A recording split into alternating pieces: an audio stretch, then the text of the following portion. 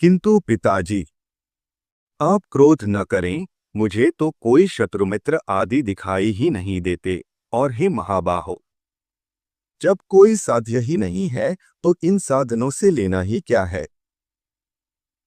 हे तात, सर्वभूतात्मक जगन्नाथ जगन्मय परमात्मा गोविंद में भला शत्रुमित्र की बात ही कहा है। श्री विष्णु भगवान तो आप में, मुझ में और अन्यत्र भी सभी जगह वर्तमान हैं। फिर यह मेरा मित्र है और यह शत्रु है, ऐसे भेदभाव को स्थान ही कहा है। इसलिए हे तात, अविद्याजन्य दुष्कर्मों में प्रवृत्त करने वाले इस वाग्जाल को सर्वथा छोड़कर अपने सुख के लिए ही यत्न करना चाहिए। ये दैत्यराज, अज्ञान के कारण ही मनुष्यों की अविद्या में विद्या बुद्धि होती है। बालक क्या अज्ञानवश खद्योत को ही अग्नि नहीं समझ लेता। कर्म वही है जो बंधन का कारण न हो और विद्या भी वही है जो मुक्ति को साधिका हो। इसके अतिरिक्त और कर्म तो परिश्रम रूप तथा अन्य विद्याएं कला कौशल मात्र ही हैं।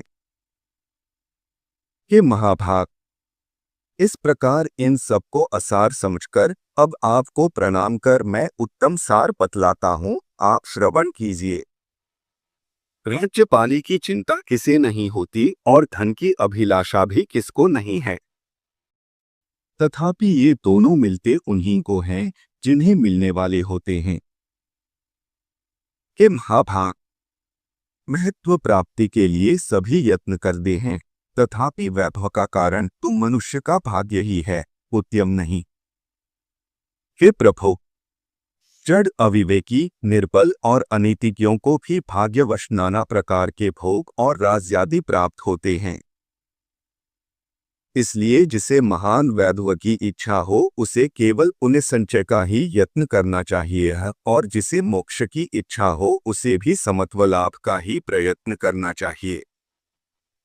देव, मनुष्य, पशु, पक्षी, वृक्ष और सरीसृप ये सब भगवान विष्णु से भिन्न से स्थित हुए भी वास्तव में श्री अनंत के ही रूप हैं। इस बात को जानने वाला पुरुष संपूर्ण चराचर जगत को आत्मवत देखे, क्योंकि यह सब विश्वरूपधारी भगवान विष्णु ही है। ऐसा जान लेने पर वे अनादि परमेश्वर भगवान अच्युत प्रसन्न होते हैं और उनके प्रसन्न होने पर सभी क्लेश क्षीण हो जाते हैं। जयप्राशरजी बोले, यह सुनकर हिरण्यकशिपुनि क्रोधपूर्वक अपने राजसिंहासन से उठकर पुत्र प्रहलाद के वक्षस्थल में लात मारी।